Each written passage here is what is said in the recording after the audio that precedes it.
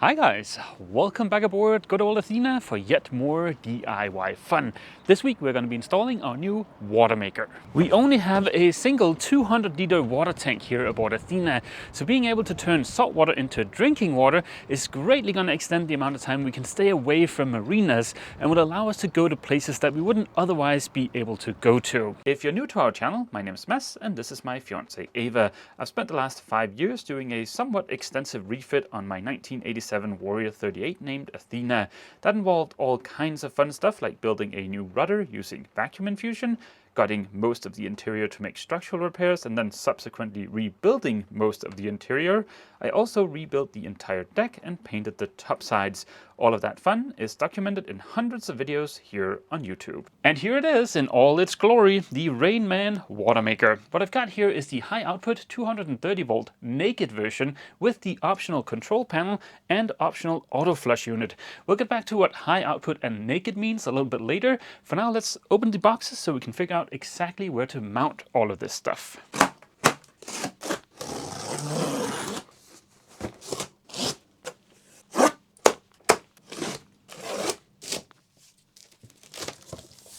Wow, once I've got all of this stuff shoved in the technical compartment, it's gonna look a lot more technical. In case you don't know what a water maker is, it is a doohickey that turns salt water into drinking water. It does this by running the salt water through some membranes, in this case 2 of them, and it does that under high pressure in a process called reverse osmosis. This is what Rainman calls their PSU, or pressure supply unit, I believe. It is a 1.5 horsepower electric motor. On one side there is the high pressure pump, and then on the other side there is a lift or boost pump. I really like how these 2 pumps are integrated into one unit. It's going to be a lot easier for me to change the impeller in the lift pump here rather than having to replace a separate lift pump. I believe the high pressure pump on this is a 100% stainless steel pump, which should last longer than the nickel plated alternatives you see on some other water makers. I opted for the high output model. That's why we've got these 2 40-inch membranes. There's also an economy version which is a little bit cheaper with just a single membrane. But by going with the 2 membranes, we're basically doubling our output, or you could also say that we're cutting the amount of hours we're putting on the pump in half. All things being equal, fewer hours of runtime should mean that we get more years of oh glorious drinking water before we need to replace any parts on the PSU. But also it's going to be more convenient for us just to get that water faster when we're running the water maker. Realistically, with the 2 40-inch membranes, we're looking at between 100 to 140 liters per hour when we're running the water maker. That actual output is going to be dependent on the salinity of the water we're bobbing around in, but also on temperature. But for us, running the water maker about an hour or 2 hours per week should give us enough water. Like I mentioned earlier, I added 2 optional extras to our order. Everything you've seen up until now is kind of the basic high output version. But I added the control panel, which is going to be convenient because all of our controls is going to be in one location. The other optional item I added is this guy, the auto flush unit. This will solve a little inconvenience of having a water maker because the membranes don't like to sit with stagnant water in them. The autoflush unit is basically just a timer that once a week will take a little bit of water out of your water tank and run it through the membranes to just preserve them. The membranes are about $300 a piece, so it makes sense to take care of them. And if you do take care of them, they'll last for many, many years. That was a super quick overview of the system. We'll get back to a bunch more details later, like for instance the pre-filters or the charcoal filter that comes with the timer unit to protect your membranes from chlorine that might be in your water tank. Yeah, so plenty more details coming up later. Every time I make a new big purchase for the boat, like for instance the water maker, I spend a lot of time doing my due diligence. Mainly that means reading through the manuals of all the products I'm considering to find the one that suits us the best. I've of course done the same for the water maker, and I've kind of planned out where I want everything, but one thing is planning based on the measurements in the manual, another is having the items here physically and then seeing where exactly they fit the best. I'm waiting for some plywood to show up, so I'm a little limited in what I can do, but I can go ahead and cut the hole for the control panel. Rainman includes a template for the hole you need to cut. That makes the job a lot easier. I double and triple checked that we were clear of the top of the holding tank. There's only about 10 millimeters worth of space, so it's a nice snug fit. The panel is looking pretty dang spiffy. I feel like it's really raised the quality of our interior design. A couple of LEDs, a couple of pressure gauges, a needle valve. Bam! Architectural Digest Head of the Month. As you can see, there are a couple of doohickeys missing over here. That is by design. I'm supposed to take those from sort of the basic kit and just install them in the control panel. It's this pressure gauge and valve assembly I need to install on the control panel, and it's described in great detail in the manual. By the way, super awesome manuals. Plenty of pictures, super easy to follow.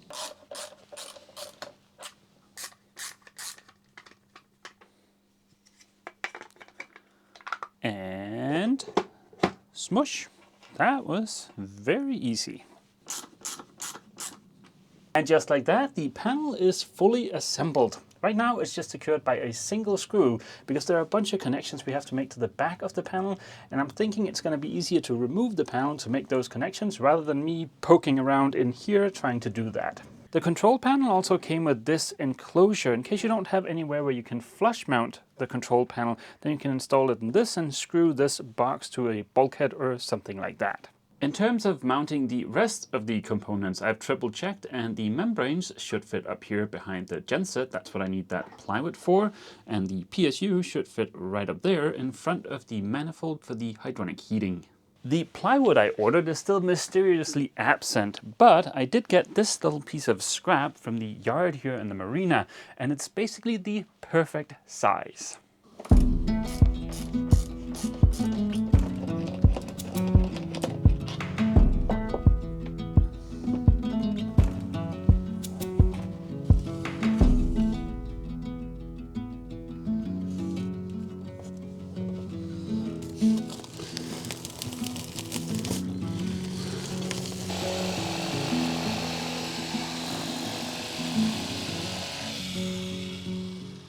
I've got the plywood cut and the surfaces are prepped in the technical compartment. So now it's just a matter of getting this plywood adhered to the hull so I have something to screw into. It's about 5 degrees Celsius outside, and that's very fortunate because West System's 105 in combination with the 205, which is the fast hardener, cures down to 4 degrees Celsius. So I should be able to use some thickened epoxy to adhere the plywood in place.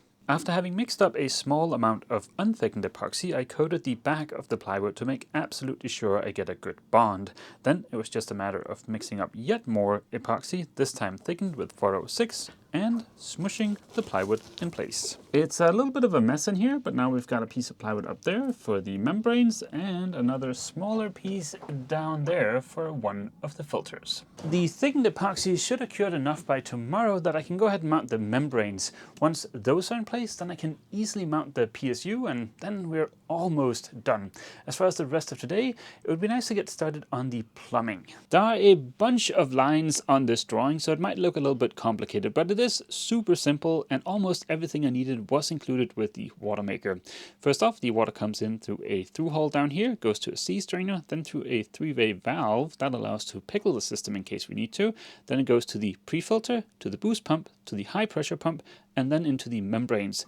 From there, we get either brine or we get product water. There's a third connection that goes to the control pan, and that is this low pressure indication here. That is just for this little pressure gauge down here to let us know if the pre-filter is starting to clog. On the control panel, we can decide if we want to take the product water from the membranes and put it into our water tank or discharge it overboard. That's these two connections here. The third connection is just for the brine. These 3 bags of fittings came with the watermaker. They are neatly labeled. There is inlet fittings, product water fittings, and brine fittings. There were only a few things I had to go out and source myself, and it makes sense because these are kind of unique to whatever boat you're installing the watermaker on. We're going to be discharging the brine by tapping into our gray water through hull, which is above the waterline, and well, that's just a little bit of a bigger diameter than the fittings that were included, so I had to go out and find those. The product water is going to come out of one of these 8mm hoses. There's some push fittings included, but we don't have a threaded connection on our water tank. We only have a hose fitting, so I had to go out and get a little reduction and a hose fitting that I can screw onto the push fitting so we can get water into the tank. And then last but certainly not least, a little sea strainer so we can sift out the worst of the fishes before they end up in the pre-filter.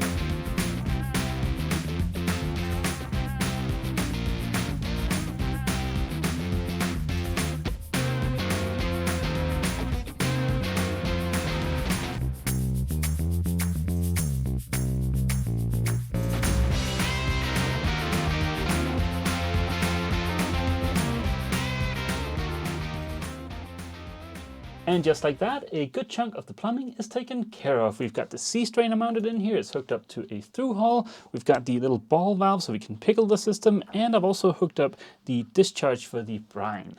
The very first thing I did this morning was to mount the bracket for the membranes and of course also the membranes themselves. Down below the membranes there is just enough room for one of the filters. That's going to be the pre-filter. And yeah, so far so good. I still have some hose management to do in here, but we'll wait until we're done with everything to do that. Next up, let's get the PSU installed. This is the last big piece of the puzzle. Now here on the top of the PSU, there's a very helpful note reminding us to replace this plug with the breather plug that's intended for use. I think the red one is just for traveling purposes. I remember reading in the manual that if you don't replace the red cap, you can damage the high pressure pump. So let's go ahead and get that out of the way. The PSU came with the mount for it, or the bracket, or whatever you want to call it, secured to the pump. So let's go ahead and get that removed so we can mount everything. I'm going to mount the PSU with the impeller facing aft. It's going to make it a little bit more difficult to get to the impeller, but it's the only way it'll fit. It's a boat. Compromises will have to be made. The PSU will only fit one way in the bracket, but very conveniently there's a little drawing here of the PSU with the high pressure pump and the boost pump. So it's totally possible that I get this right in the first go. There are 4 self-tapping screws included, so installation should be easy peasy. Here aboard Athena, the 2 aft holes of this bracket are only going to be going into 12mm plywood. So there, I'm not going to rely on the included screws. I'm going to through bolt that to the plywood just to make it as strong as possible. After the last bit of heavy lifting in a somewhat cramped space, bam! The technical compartment is now, like I said, starting to look a lot more technical. I still need to run a little bit of hose, and there's also one component I haven't installed yet, and that is the autoflush system. It consists of this carbon filter and this timer. Once a week, unless we've disabled it, this little guy will flush the membranes to preserve them. It'll do this with fresh water from our water tank here aboard the boat. And that is the reason why this filter is included. This is a carbon filter. This will take care of any chlorine that's in the tank that would otherwise potentially damage the membranes. I think we'll be able to squeeze the filter into the holding tank area. It's going to be a very snug fit, and I just want to make sure before I mount this that all of these connections here are leak-free. So we'll hook this up. I'll hold off on mounting it until I've just seen that there are no leaks. But let's find somewhere nice and dry to install this little guy. Once the timer is programmed, we shouldn't really need to access it anymore, so I'm just gonna chuck it in here in the holding tank compartment.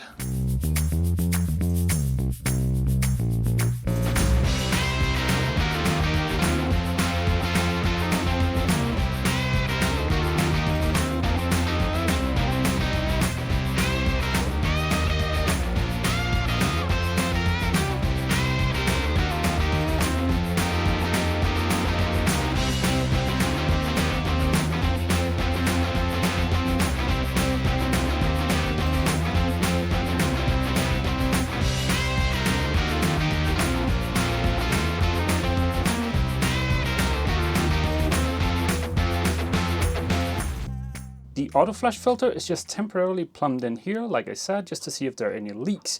In terms of plumbing, all that's left now are the connections on the back of the control panel.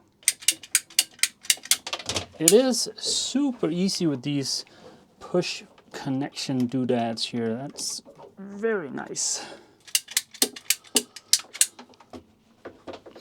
It is Sunday morning, and as per tradition, I'm going to be publishing this video a little bit later in the afternoon, so the clock is ticking. But as luck would have it, there's going to be an incoming tide. It should start in an hour or so, and when we're halfway through that, I'm going to run the watermaker for just a few minutes under high pressure to check for any leaks. I'm not going to be running it for long because the water here in the marina is a little bit yucky, so I don't want to gamble on wrecking the membranes, but just a few minutes should be okay. This morning I took care of the last bit of wiring. That is a DC connection that's going to be powering the autoflush system and the panel, and of course the AC connection that's going to be powering the motor. So we're fully wired, fully plumbed. That means it should be okay for me to run the autoflush system so we can check the filter there for any leaks. When I flip this switch to autoflush, this LED is going to blink down here, and I think it's going to blink 5 times, and then the autoflush is going to start. Blink. And we're flushing, I see, I see a small leak up there. Other than that, I think we're good here. It was just a matter of tightening that fitting just one more turn and then the leak stopped. The filter is shoved in there and mounted now, so I think we're ready for the high pressure test, except we just have to wait for the tide. While we're waiting for the tide to come in, which is of course the nautical equivalent of watching paint dry, why don't I touch real quick on my choice of watermaker. When it comes to choosing a watermaker, I think the first thing you have to do is figure out how you're going to power it. The most popular options are AC, DC, DC with energy recovery device, gas/petrol, or engine driven off of a belt on your main engine. There is no one and only solution. You kind of have to figure out what's best for your setup. While you're mulling that over, I would also think about how much water do you actually need. Like how many people are aboard the boat? Do you do laundry on the boat? Do you shower every day? Just stuff like that, because depending on how you want to power your watermaker, you're not going to get the same amount of liters or gallons per hour. For us, because we already have other high AC loads, like for instance the induction cooktop and the electric oven, it makes a lot of sense to go the AC route. We already have a genset that can power it, we already have an inverter that can power it, but even if we didn't have that, I would still be tempted to go the AC route and then power that watermaker off of something like a Honda 2000 or a smaller inverter. That way you get watermaker and you also get the option of powering other AC stuff if you want to. This is my super condensed pros and cons list for powering a watermaker. There is more to it than this, but this is a good example. So AC is high output, short runtime, that's nice. Also you're looking at typically a little bit of a lower purchase price, but you do need AC to be able to power it. For a DC watermaker, well, you don't need AC, so that's nice, but you're also typically looking at a lower output. And if you're not looking at a lower output, the cables that you're going to have to run to the motor for the watermaker is going to be super heavy gauge. Then there's DC with an energy recovery device. That's going to give you the highest liters or gallons per watt, but they're all very low output, they have more moving parts, and they're very expensive. Then there's petrol or gas. That's its own separate system, which is kind of nice, but it does mean having to carry more petrol or gas. Then there is engine driven on a belt. Well, that's a bit of a tricky installation. Like I said, there is no one and only solution for everybody when it comes to powering a watermaker. It's going to be dependent on your boat and your requirements. For us, I think going AC was definitely the right choice, but your mileage may vary. Why go with Rainman besides the fact that they include this super nice spear, or should I say water cozy, with their watermakers? I've spent a lot of time lurking in various watermaker Facebook groups and forums just to see what's out there. And to me, it seems like Rainman has a stellar reputation. They've been around for a really long time. They've managed to strike a good balance between having good quality parts but not having the price be super high. And they've also managed to find a good balance between keeping the system simple yet smart. For instance, the control panel here, we've got everything we need right here. We've even got control of the auto flush from the control panel. I really like that. So with this panel, there is no need for me to ever scurry into the technical compartment to make water. According to my handy dandy app here, we are now on the second half of the incoming tide. So let's just check the water outside and then we can do the high pressure test. Yeah, that looks pretty decent, I guess. The pressure doohickey is all the way open. We're set to not put the contents into the tank. So let's go ahead and turn on the pump. Oops, there's a switch here to allow control from the control panel. So let's try this again. And so far there are no leaks in there, so let's try raising the pressure.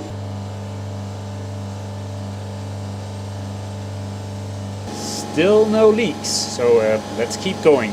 Okay, we are up to pressure, and we've got plenty of product water flowing, and our TDS indicates that the water is drinkable. I'm going to slowly decrease the pressure before we turn the watermaker off again.